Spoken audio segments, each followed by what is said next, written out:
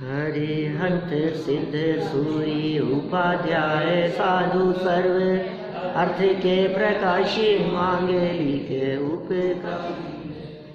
तिनको स्वरूप जान राग थे भई जो भक्ति काय को नवाई स्तुति को उचारी है। धन्य धन्य तिन ही ते काज सब आज भय कर जोड़े बारे बारे वंदना हमारी है। मंगल कल्याण सुख ऐसो हम चाहते हैं हो मेरी ऐसी दशा जैसी तुम धारी है। हो मेरी ऐसी दशा जैसी तुम धारी है। हो मेरी ऐसी दशा जैसी तुम धारी है। क्षत्र चूड़ामणि नामक ये ग्रंथ द्वितीय लंब की है चर्चा चल रही थी। श्लोक नंबर 44 तक हम यहाँ चर्चा कर चुके हैं। जो कहानी चल रही थी उस कहानी को यदि मैं अत्यंत संक्षेप में आपके बीच में रखूं तो मैं यह कह सकता हूँ कि जीवनधर कुमार की जब शिक्षा दीक्षा पूरी हो गई तो उसके गुरु के मन में यह बात आई कि इसे इसकी पुरानी इतिहास और पुरानी घटना के बारे में बता देना चाहिए। और गुरु जिनका नाम आर्यनंदी था, उन्होंने जीवनधर कुमार को उसका पूरा वृत्तांत कह सुनाया कि तुम राजपुत्र हो, तुम्हारे पिता ये थे, माता पिता ये थे, ऐसी परिस्थितियां हुई, काष्टांगार ने इस तरह से राज्य को हड़प लिया। जब ये सारी बातें सुनी तो ये सुनकर जीवनधर कुमार अत्यंत क्रोधित हुए, कंट्रोल में नहीं रह सके। तो गुरु ने समझाने का बहुत प्रयास किया, वे नहीं समझे तो गुरु ने गुरु दक्षिणा के रूप में कहा कि भाई 1 वर्ष के लिए मेरे कहने से तुम धैर्य रखो, 1 साल के लिए, बाद में देखी जाएगी। ठीक है, गुरु आज्ञा का उल्लंघन कौन शिष्य करे। गुरु ने जो बात कही है उस बात को स्वीकार करना ही था। फिर क्या हुआ, क्रोध तो चल ही रहा था थोड़ा बहुत, तो गुरु के कहने से समझ भी गए। मानो जीवनधर कुमार ने ये बात कही हो कि गुरुजी आपकी बात मान तो रहा हूँ, लेकिन मुझे एक बात मुझे ये बता दो, जिसने मेरा इतना बुरा किया हो उसके ऊपर गुस्सा नहीं आएगा क्या? जिस व्यक्ति ने मेरा इतना अहित किया, इतना बुरा किया, क्या उसके ऊपर क्रोध करना अनुचित है क्या? आएगा ही ना, जिसने बुरा किया हो। तो गुरु ने ये कहा कि सुनो, एक और है जिसने इससे भी ज़्यादा बुरा किया है तुम्हारा, जो तुम्हारा शरीर बिगाड़ देवे, जो तुम्हारा जीवन बिगाड़ देवे, जो तुम्हारी बुद्धि को हर लेवे, जो तुम्हारे इस लोक और परलोक में नुकसान करने वाला है। ऐसा एक और शत्रु है। बोले कौन है? बोले वो है तुम्हारा गुस्सा, क्रोध। इसलिए जो ज़्यादा अहित करने वाला हो उसके ऊपर क्रोध पहले करो। तो तुम्हारा क्रोध तुम्हारा ज़्यादा बुरा करने वाला है काष्टांगार की तुलना में, इसलिए क्रोध पर क्रोध किया जाना चाहिए। तो इस तरह की बातें बताई जा रही थी कि क्रोधी व्यक्ति स्वयं ही दुखी होता है, यह बात कही। और फिर क्रोध न करने की प्रेरणा देते हुए स्वाध्याय करने की प्रेरणा दी कि तुम स्वाध्याय करोगे तो फिर तुम्हें क्रोध अपने आप ही नहीं आएगा, कि मंद हो जाएगा, कि क्रोध लंबे समय तक चलेगा नहीं। बहुत सारे लाभ हैं स्वाध्याय करने के। स्वाध्याय करने के लाभ बतलाते हुए ये 7 तत्वों में हे उपाधि समझाने लगे। ये सब चर्चा हमने कल की है, पहले भी की है। आगे बढ़ते हैं। तत्व ज्ञान का फल मिलना आवश्यक। तत्व ज्ञान का फल क्या है? वो मिलना आवश्यक है। वैसे कल हमने अजीव तत्व तक पढ़ा था, है ना। आगे की अपेक्षा नहीं है क्योंकि निकल जाता है फिर समय उसी में। कहानी को आगे बढ़ाते हैं।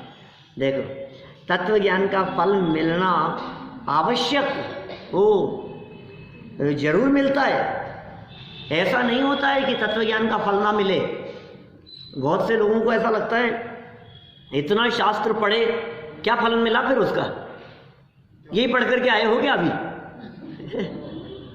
इतना पढ़ने पर भी इतना गुस्सा, काय का स्वाध्याय करते हैं ये सब बेकार है, इनका तो करना धरना। सबकी तो पता नहीं, आपकी तो है ही, आप तो कह ही रहे हो। कोई बात नहीं, खैर जिसकी हो सब अपने अपने लिए समझ ले भाई, सब अपने अपने लिए समझें, किसी और की तरफ कोई इशारा ना करें। लेकिन ये तत्व ज्ञान का फल ना मिले ऐसा होता नहीं है कि साहब हमें दिख रहा है ना कोई फल नहीं मिला, साफ साफ तो दिख रहा है। क्या पढ़ते हैं ये इतना पढ़ने के बावजूद भी इतना सब काम, इतना गुस्सा, इतना क्रोध, इतना छल, इतने मायाचारी, ऐसी नाराजगी, इतना पढ़ने के बावजूद भी। तो ये कह रहे हैं भाई साहब वो मिलता है, अब उसे सिद्ध कर रहे हैं। देखो तो सही क्या कह रहे हैं। 45 नंबर का श्लोक है, तत्वज्ञानं च मोघं स्यात् तद्विरुद्ध प्रवर्तिनां पाणौ कृतेन दीपेन किं कूपे पततां फलम्। नीतिकारों का श्लोक, नीतियां भरी है। शास्त्र और तत्व ज्ञान के विरुद्ध प्रवृत्ति करने वाले पुरुषों का तत्व ज्ञान भी वृथा है। क्या कुएं में गिरते हुए पुरुषों को हाथ में रखे हुए दीपक से क्या फल है? क्या कह रहे हैं? जो व्यक्ति कुएं में गिर रहा हो, अब वो हाथ में दीपक रखा हो, अब उसका क्या फल मिलेगा कुएं में गिरते हुए से? तो ये ऐसा कहना चाह रहे हैं कि भाई तत्व ज्ञान के विरुद्ध यदि आपकी प्रवृत्ति होगी तो फिर इसका मतलब वो तत्व ज्ञान नहीं है। तत्व ज्ञान का फल तो वो विरुद्ध ना होना है।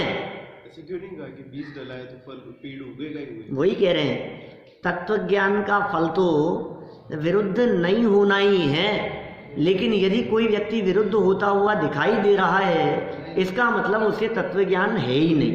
ये भी पर्याय अभी उसकी खराब नहीं। अभी क्या देखो आगे क्या लिखते हैं, हाथ में दीपक होने पर भी कुएं में गिरता है तो दीपक से क्या लाभ? दीपक व्यर्थ ही सिद्ध हुआ।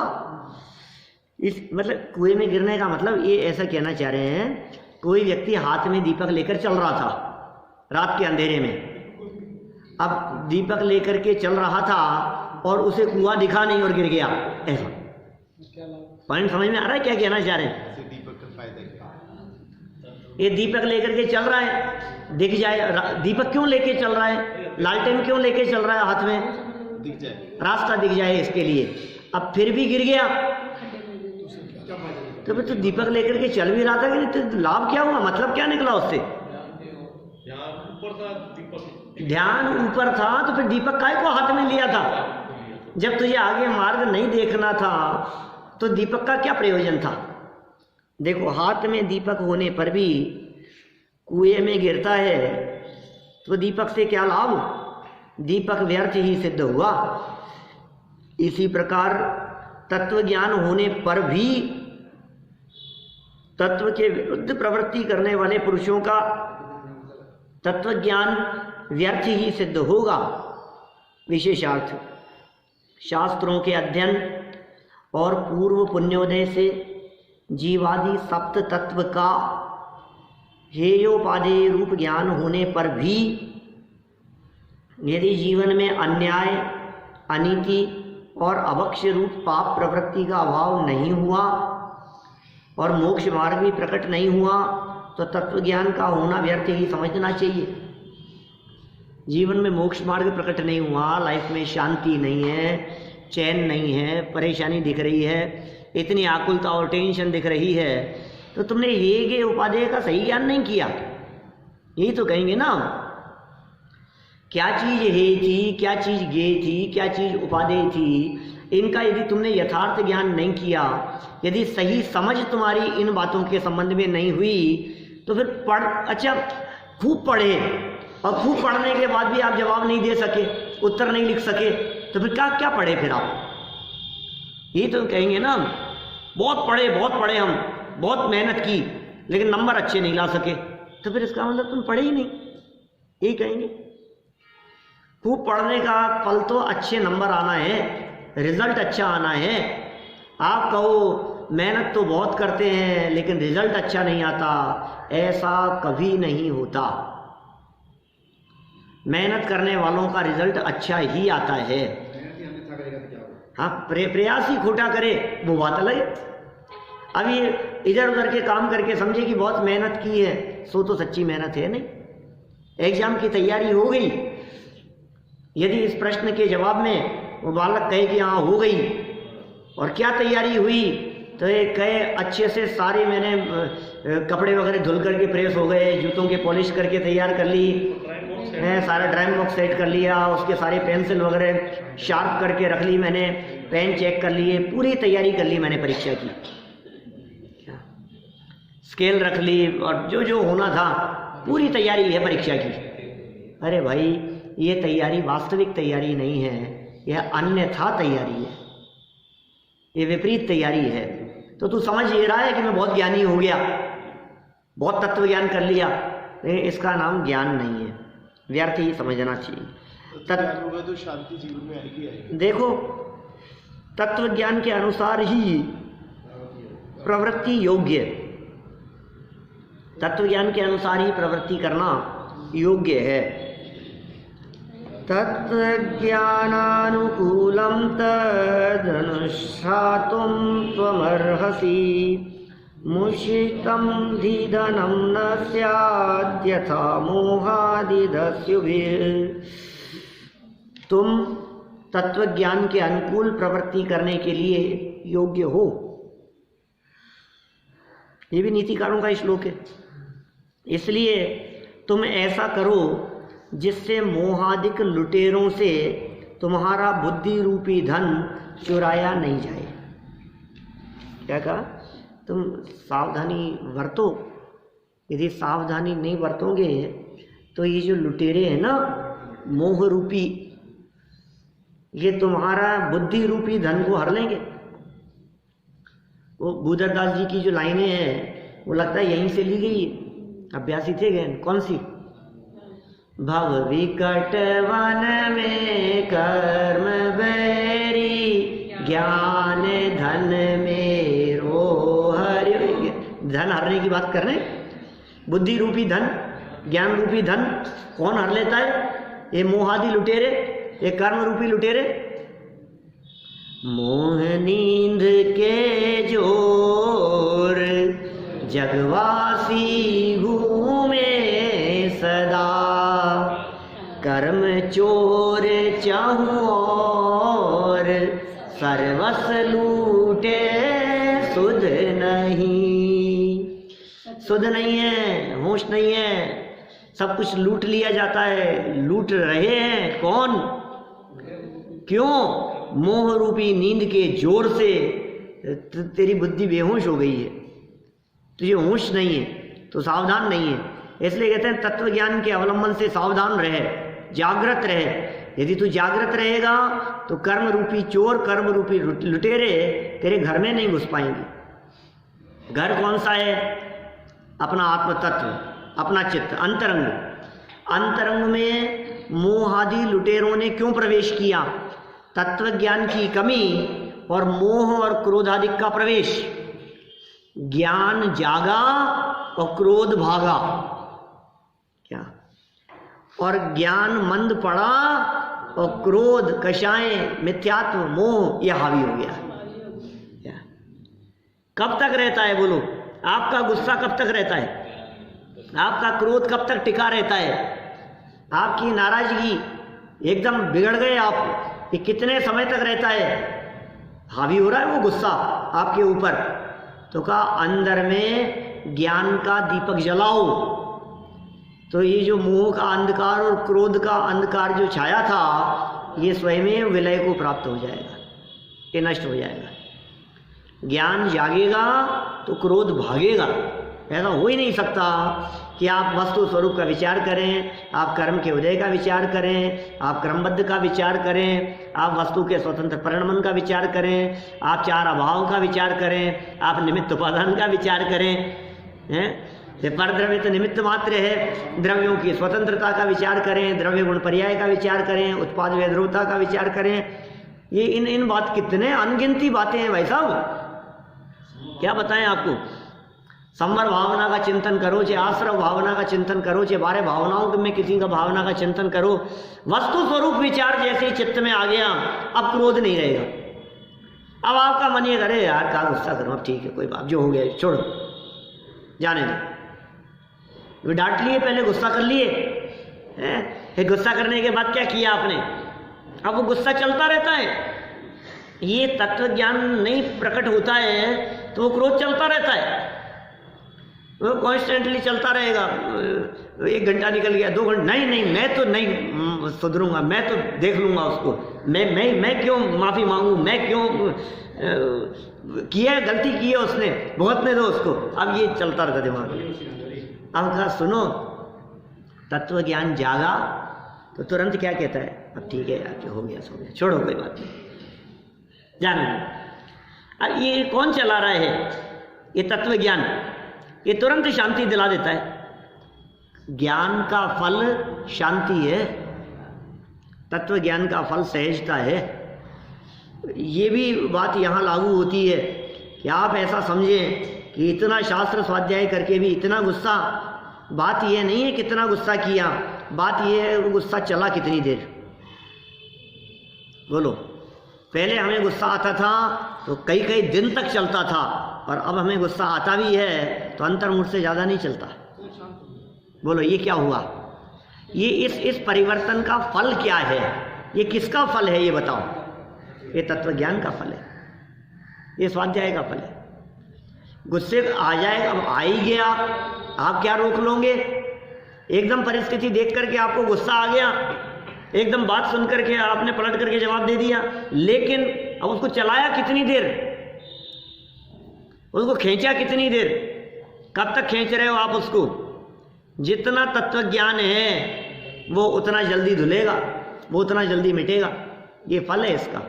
आप देखना, स्वाध्यायी और अभ्यासियों का क्रोध और नाराजगी, ये परिणाम ये जितने जल्दी चले जाते हैं, जैसे ही हवा चली ना, वो कौन सी उस रेखा के समान है,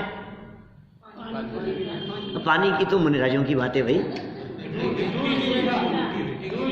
ऐसे नहीं, मुनिराजों का होता है इतना हल्का। तो ये तो अपन तो गृहस्थ दशा में बैठे हैं ना, बालू मिट्टी के ऊपर, सूखी मिट्टी के ऊपर रेखा खींची, अब कब मिटेगी, 5 मिनट के 15 मिनट, आधा घंटा, अब तो जैसे हवा चलेगी तब, हवा चलने का देर है।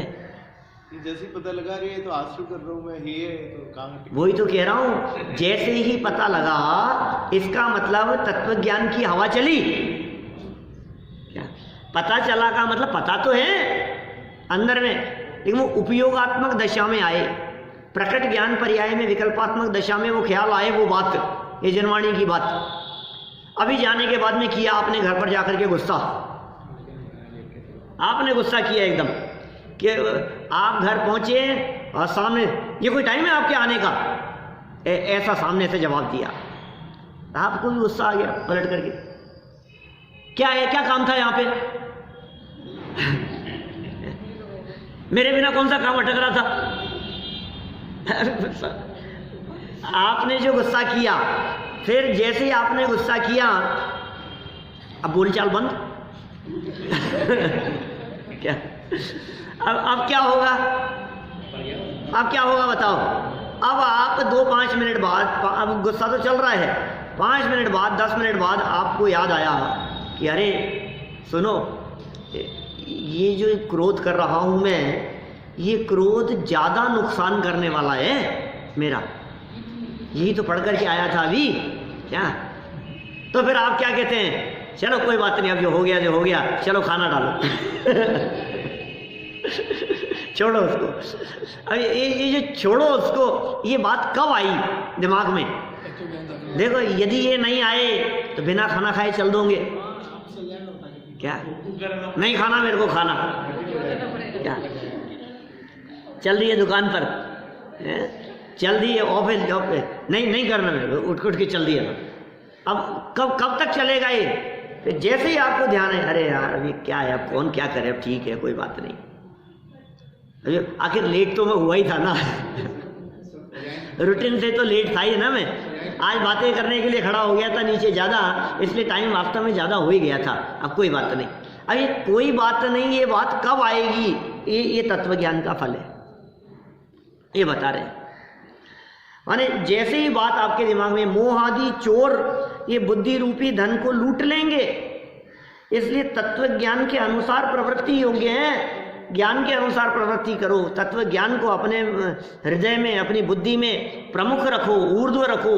ज्ञान यदि आपका प्रमुख है, तत्व ज्ञान आपका यदि प्रमुख है, वो यदि आपकी लाइफ में यदि अहम स्थान रखता है, तो ज्ञान के आगे मोह की ताकत नहीं है, ज्ञान के आगे क्रोध की ताकत नहीं है जो टिका रह सके। कब तक टिका रहेगा? कभी ऐसा भी हो सकता है साथ साथ में ज्ञान भी चल रहा है, ज्ञान चल रहा है, गुस्सा करना नहीं चाहिए, तो नहीं लेकिन अभी दो चल रही है ना, दो चीज़ें चल रही है, तो ऐसे समय में भी क्रोध कंटिन्यू कब तक है? जब तक ज्ञान क्रोध की तुलना में थोड़ा कमजोर दिख रहा है। ज्ञान भी चल रहा है ना साथ में ज्ञान भी प्रवर्तमान है, गुस्सा करना नहीं चाहिए, लेकिन नहीं अभी तो मानूंगा नहीं मैं साथ में ये भी चल रहा है, गुस्सा नहीं करना चाहिए, काहे को कर रहा है, क्यों बिना मतलब गुस्सा लेकर के बैठे हैं, फिर लेकिन वो क्रोध हावी दिखाई दे रहा है। माने क्रोध और ज्ञान, इन दोनों में से आपको क्रोध के ऊपर ज्ञान को प्रमुख करना पड़ेगा। ज्ञान का पलड़ा यदि भारी होगा तो क्रोध जाएगा। किसके कौन सा पलड़ा कितने समय तक भारी रहे, ये डिपेंड करता है उसके तत्व ज्ञान के अभ्यास के लेवल पर। तो आप अपने लेवल को बढ़ाएं, आप अपने स्तर को बढ़ाएं। देखो, दुर्जन रूपी सर्प से दूर रहना ही उचित है। और क्या कह रहे हैं? नीति पे नीति सुनाए जा रहे हैं, कितनी नीतियां दे रहे हैं, एक के बाद एक। मुझे लगता है ये कहानी कब सुनाओगे भगवान आप। देखो, ये पीछे 2-4 छंदों से नीतियां चल रही है, और आगे भी 5-7 छंद लगातार नीतियां दिख रही है, लगातार ही नीतियां दिख रही है। ओह, मुझे तो कहीं नीतियों का अंत ही नहीं दिखाई दे रहा है। 57 पे आइए।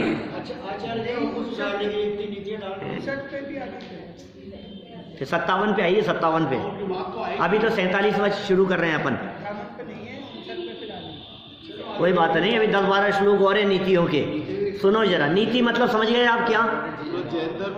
शास्त्र के माध्यम से नीति मतलब क्या है? लाइफ स्टाइल कैसी होनी चाहिए, नीति मतलब अपना जीवन कैसा होना चाहिए।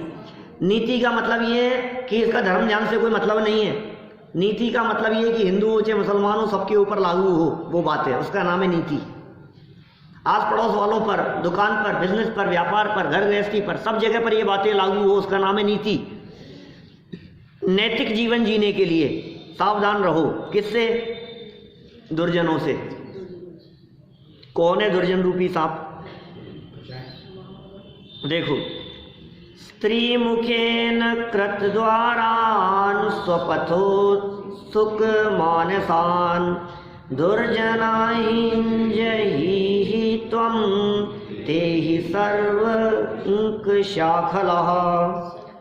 तुम स्त्रियों के द्वारा किया है प्रवेश जिन्होंने, और खोटे मार्ग पर चलने के लिए उत्कंठित है मन जिनका, ऐसे भयंकर सर्पों को दूर से ही छोड़ दो।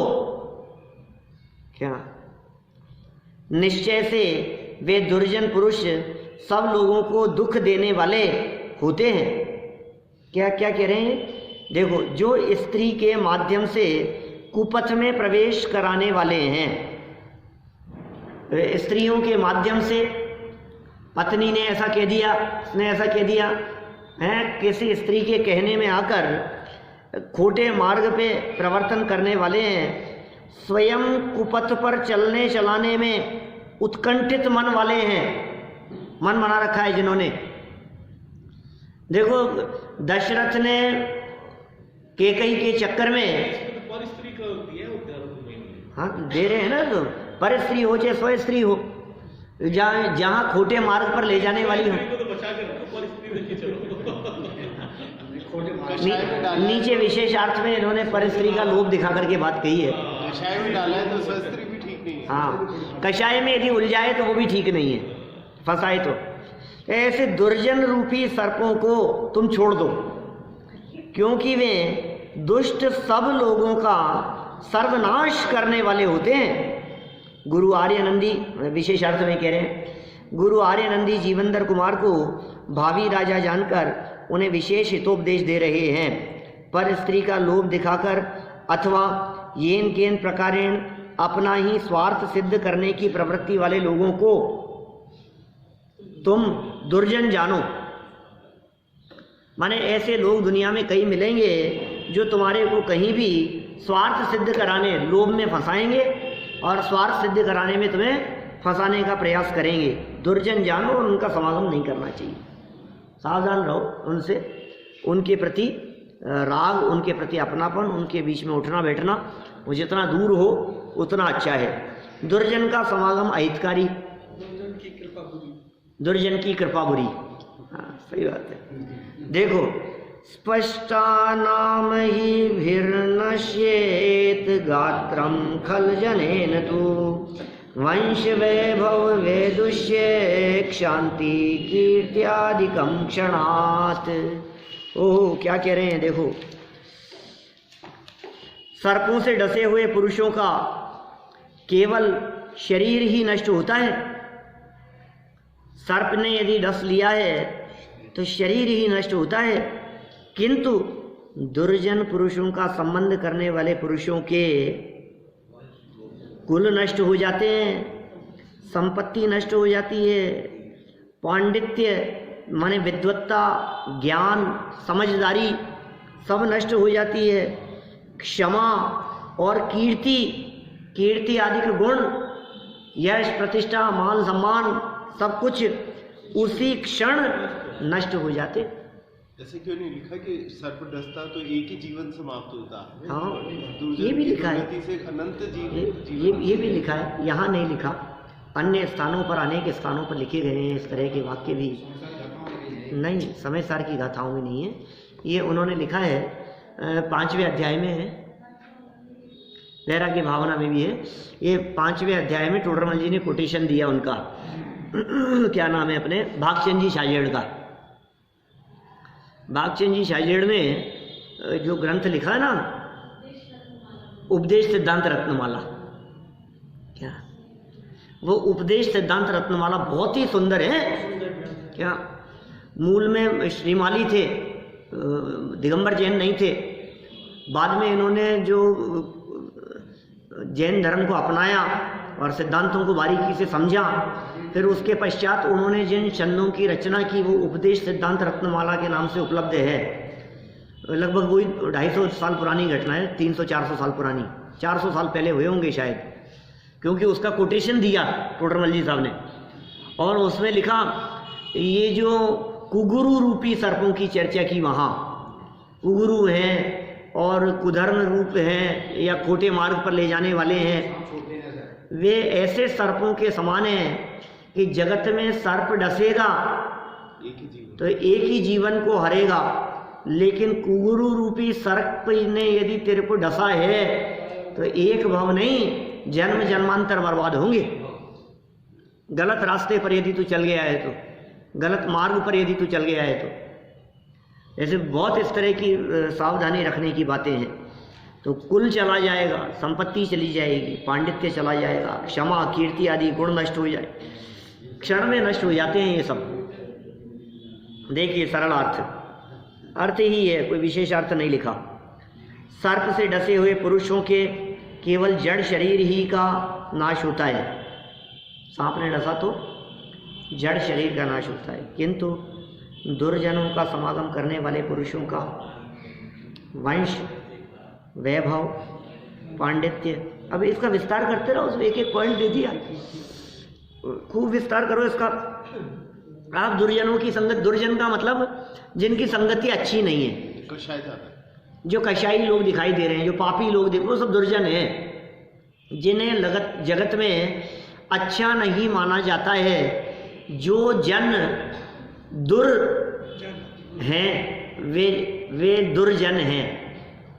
जो जन दुर्जन हैं, जो ठीक नहीं है, जो अच्छे नहीं हैं, जिन्हें लोक में अच्छा नहीं माना जाता है, ऐसी प्रवृत्तियों में जो तल्लीन हैं, ऐसे काम करने वाले जो जगत में दिखाई देते हैं। कोई समझ लीजिए आप तस्करी कर रहे हैं, शराब पीते हैं और यदवा तदवा जिनका आचरण दिखाई देता है, वही दुर्जन है वे सब।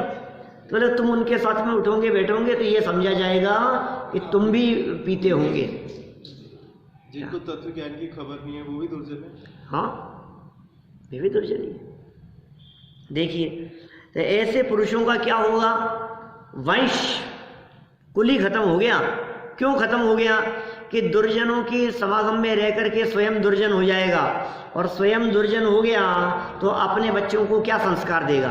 अब बच्चों में संस्कार नहीं गए तो फिर वंश खत्म है।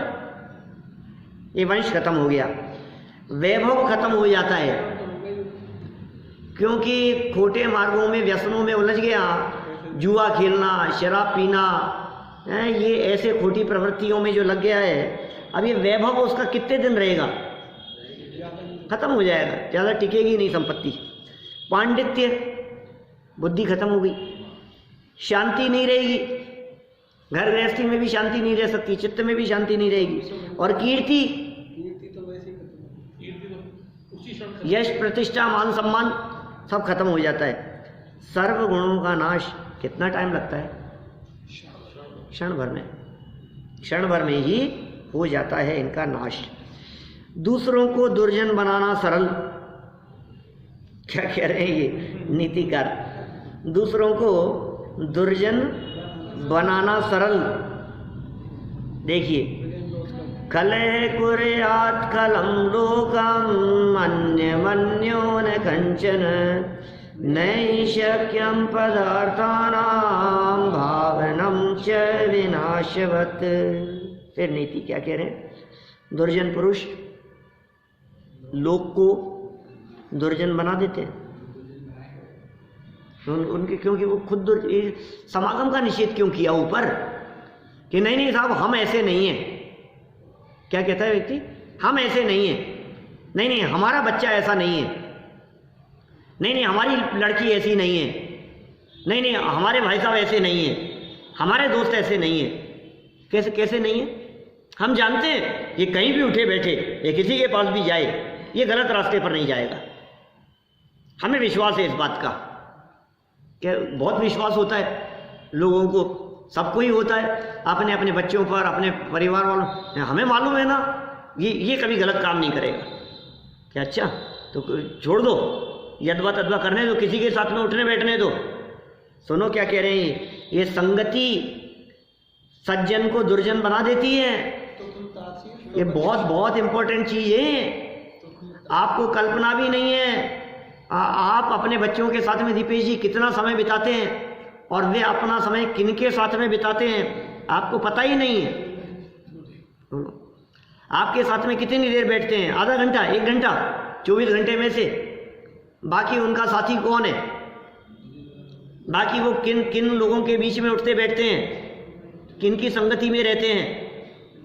ये इतना स्पष्ट कह रहे हैं कि वो जो दुर्जन स्वयं दुर्जन है, वो अन्य लोगों को भी कितने भी सज्जन क्यों ना हो वो दुर्जन बना देगा। काजल की कोटरी में केतो ही प्रवीण जाए, एक दाग लागे पर लागे ही लागे चे। क्या लगेगा ही लगेगा। कोयले की कोटरी में कितना भी प्रवीण जाए, एक कुर्ता पजामा पहनकर सफेद, क्या कितना भी बच करके जाए, कितना भी सावधान होकर के जाए, एक दाग लागे पर लागे ही लागे। ये हिंदी की किताब में पढ़ा था 6ठी 7वीं कक्षा में। क्या? हाँ, देखो क्या कहा, तो दुर्जन पुरुष लोक को दुर्जन बना देते हैं, किंतु सज्जन पुरुष किसी को भी सज्जन नहीं कर सकता। ये बहुत बड़ी समस्या है। माने वो जो दुर्जन व्यक्ति, तो एक व्यक्ति दुर्जन है और एक व्यक्ति सज्जन है, दो व्यक्ति हैं, दो व्यक्ति साथ में रहते हैं। अब दुर्जन के साथ में सज्जन और सज्जन के साथ में दुर्जन, अब किसका प्रभाव किस पे पड़ेगा बताओ? किसकी रुचि कहाँ है? किसकी रुचि कुछ भी हो, सज्जन के सज्जनत्व का प्रभाव दुर्जन पर बहुत मुश्किल से पड़ता है क्या? लेकिन उसकी दुर्जनता का प्रभाव इस सज्जन पर जरूर पड़ जाएगा क्या? उसको वही अच्छा लगने लगेगा, उसको वही बातें अच्छी लगने लगेगी। आपके आसपास में, आपके माहौल में यदि चारों तरफ आलू प्याज खाने वाले, चारों तरफ जमीकंद खाने वाले, अरे कहीं कहीं तो आपकी उठ बैठ में यदि समझ लो अंडा मांस खाने वाले, ऐसे नॉनवेज वाले हो ना, ऐसी संगति में आप रोज बैठते हो, तो आपको उनकी भी अच्छाइयाँ दिखने लग जाएगी। बोलो, रोज उन्हीं के बीच में उठते बैठते हो आप। इसलिए ऐसी जगह पर ही नहीं, माने हमने बच्चे का एडमिशन भी कराया ना स्कूल में, तो ये देख करके कि स्कूल में नॉनवेज तो आना ही नहीं चाहिए, नहीं तो जितने कॉन्वेंट स्कूल चलते हैं सब में चलता है ऐसा। बोलो, तो आप सावधान रहो, आप ऐसी जगह पर भेजो जिस जगह पर वो उससे बच सके। और उसकी क्या बात करें, आप भी ऐसी जगह पर बैठो खुद पहले तो समझ में आ रही है बात? हम दूसरों को तो सिखाने की बात करें, ये बात बच्चों के लिए थोड़ी ना कही जा रही है। बच्चे तो है ही नहीं यहाँ भी कोई भी, कल आएंगे बच्चे, तो संडे है कल। माने अभी तो ये कह रहे हैं पहले तो स्वयं समझो हमें किन के बीच में उठना बैठना है, हमें किन के बीच में रहना है, हमारी संगति किन के बीच में होगी, तत्वज्ञानियों के बीच में, स्वाध्यायियों के बीच में। इसलिए बात कही है, देखो पारस जी साहब, 6 अनायतन कहे हमारे यहाँ शास्त्रों में, क्या प्रवीण जी साहब? 6 अनायतन कहे हैं। अनायतन जानते हो क्या होता है? कौन से 6 अनायतन? कौन कौन से? कुदेव, कुगुरु, कुधर्म, कुदेव, कुगुरु, कुधर्म या कुशास्त्र कह दो, 3। फिर कुदेव को मानने वाले, कुगुरु के सेवा करने वाले और कुधर्म सेवन करने वाले। बोलो क्या क्या कह दिया? इन 6 को हमारे यहाँ शास्त्रों में अनायतन कह करके पुकारा है। ये जाने के स्थान नहीं है, ये बैठने के स्थान नहीं है। आप मत जाना, आप सावधान रहना कि साहब क्या दिक्कत है, हम तो अच्छे हैं, हमें क्या फर्क पड़ गया। कि सुनो भाई, ऐसा नहीं है। आप जाएंगे तो आप प्रभावित हुए बिना नहीं रहेंगे, नहीं भी तो बदनाम होगी। गृहीत मिथ्यात्व का पाप लगता है, महापाप है। आपको डुबो देंगे, आपको ले जाएंगे, फंसा देंगे आपको। आप सावधान रहो, कुदेव के पास में मत जाओ। अन्य देवी देवताओं के मंदिर में जाने का निषेध किया, आप प्रभावित हो जाते हैं। आपकी दोस्ती यदि अन्य मतावलंबियों के साथ में बहुत ज़्यादा है, घनिष्ठता उनके साथ में है, कभी आपके यहाँ कार्यक्रम में आप उन्हें ले आए तो कभी वो उनके भी उस कार्यक्रम में आपको ले जाएंगे, आप बच नहीं पाओगे। आप सावधान रहो। इसलिए समागम मात्र से दूर रहने के लिए कह रहे हैं यहाँ पर। कुदेव की उपासना नहीं, कुगुरु की उपासना नहीं। फिर वो कहेगा हमारे यहाँ बापूजी आए हुए हैं, आप भी चलो क्या? फिर आज तो हमारे ये किया है, आज हमारे ये जागरणा रखा है, आज हमारे ये इस चीज़ का कार्यक्रम रखा है, आज हमारे सत्संग का कार्यक्रम रखा है, आज हमारे गीता का पाठ है, आज हमारे ये है, आज हमारे प्रसादी है, आज हमारे सवामणि है, आज हमारे क्या क्या करो बोलो, अब क्या करोगे आप? एक जो खाना करते हैं उसको जाना भी नहीं, नहीं जाना, नहीं जाना। और शायद जैनी करने लगे आजकल, वो रिश्तेदारी है। फिर वही बात मैं क्या कह रहा हूँ, नहीं जाना। हाँ नहीं जाना। आप आपके मामा जी यदि चोला चढ़ा रहे हैं तो आप मत जाना वहाँ। क्या हमारा काम नहीं। हमारे भगवान तो वितरागी होते हैं। हमारे भगवान की प्रतिमाएं तो ऐसी होती है जैसी दिगंबर जैन मंदिरों में होती है कि साहब ये सब ये नहीं है भाई साहब, हमारे यहाँ चक्कर ही नहीं है इस तरह का कुछ भी, ये है ही नहीं। Be alert. आप फिर आप सोच अपना क्या बिगड़ गया, अपना क्या बिगड़ गया इसमें? अरे यार अपने हाथ जोड़ने में अपना क्या बिगड़ गया? अपने क्या जा रहा है? अपने बाप का क्या जा रहा है? सुन भैया, तेरा क्या जा रहा है? ये जो माथा मिला है ना, ये जो सैनी पंचेंद्री है और जो बुद्धि मिली है, ये ऐसे ही नहीं मिली है, ये चले जाएगा। ये मन किस लिए मिला है तुझे? हित और अहित का निर्णय करने के लिए, विवेक के लिए मिला है ये। सैनी हो क्या सैनी है, ऐसा लिखते हैं जिनवाणी स्तुति में। जो जिनवाणी उर न धरत है, सैनी हो के असैनी है। जिनवाणी मोक्ष न सैनी है। आजकल तो जिनवाणी स्तुतियां कहाँ चले गई, सब पुरानी, पहले हमेशा चला करती थी। समय कम रहता है ना, क्या करो। तो क्या कह रहे हैं, ये जिनवाणी माथे पर रहनी चाहिए। सज्जन है ये, सच्चे देव, सच्चे गुरु, सच्चे शास्त्र, उनकी शरण में रहो। देखो वापस पढ़ता हूं, अभी तो अत्रय नीति पढ़ रहे हैं अपन ऊपर से। दुर्जन पुरुष, दुर्जन पुरुष, बातें मत करो भाई आपस में। दुर्जन पुरुष लोक को दुर्जन बना देते हैं, किंतु सज्जन पुरुष किसी को भी सज्जन नहीं कर सकता। ये कमजोरी नहीं है उसकी, लेकिन वो दुर्जनों की दुर्जनता इतनी प्रगाढ़ है कि वो सज्जन की सज्जनता उस पर असर नहीं डाल पाती। और बल्कि ये खोटी, क्योंकि अनादि के संस्कार है ना, खोटे संस्कार तो हैं ही। अभी हम आपको कहें कि भजनों के ऊपर अंताक्षरी रखो, और फिर एक कहें कि वो जो फिल्मी गानों के ऊपर रखो, तो फिल्मी गानों के लिए आकर्षित होने वाले लोग फटाफट आकर्षित हो जाएंगे कि हाँ इसमें तो क्या है, ठीक है कोई बात नहीं। और इसकी तरफ आप मना करके देख लो, बड़ा कठिन काम है मन बनाना अपना, बच्चों का, और आपके चित्त में है तो आप दूसरों को उससे प्रभावित कर सको, उससे प्रभावित हो जाता है, ठीक है कोई बात नहीं, अब इतना तो चलता ही है, अब ठीक है, अब चलने दो, अब कोई बात नहीं। कौन किससे प्रभावित हो रहा है बतलाओ? दुर्जनों से सज्जन प्रभावित हो रहे हैं, सज्जनों से दुर्जन नहीं। हाँ, या तो आपका इतना प्रभुत्व और इतना वर्चस्व हो कि आपको देख करके सामने वाला व्यक्ति हिम्मत नहीं कर सके।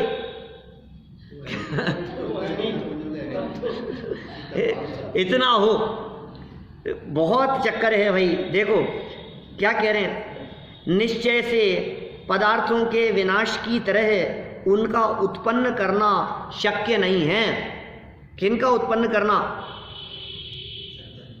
सज्जनता का उत्पन्न करना, ये कठिन काम है। नीचे पढ़ो सरल अर्थ। दुर्जन मनुष्य दूसरे मनुष्य को थोड़े ही समय में अपने जैसा बना लेता है, दुर्जन बना लेता है। संगति में इसी तरह के हैं ना, जो खूब खाने पीने वाले हैं, खूब पार्टियां करने वाले हैं, खूब ऐसे ऐसे लोगों की संगति है आपकी, तो वो आपको वैसे बना लेंगे। आपके मन में वही लगेगा बार बार में। आप जिनके बीच में उठ रहे बैठ रहे हैं, यदि वो हर चीज़ वो में उनको वो पैसा दिखता है, ये दिखता है, वो दिखावा प्रदर्शन दिखता है, आप उन्हीं के बीच में उठते बैठते हैं, तो आपका चित्त भी वैसा ही हो जाएगा। जेब कट की बात में बैठोगे, जेब काटना सीख जाओगे। हाँ, जेब काटने वाले के साथ में बैठोगे तो जेब काटना सीख जाओगे। गुटखा खाने वालों के साथ में उठोगे बैठोगे तो वो सिखा देगा आपको, वो सिखा देगा। आप उसे ये नहीं सिखा पाओगे कि मैं नहीं खाता तू भी मत खाया कर, आप ये नहीं सिखा पाओगे।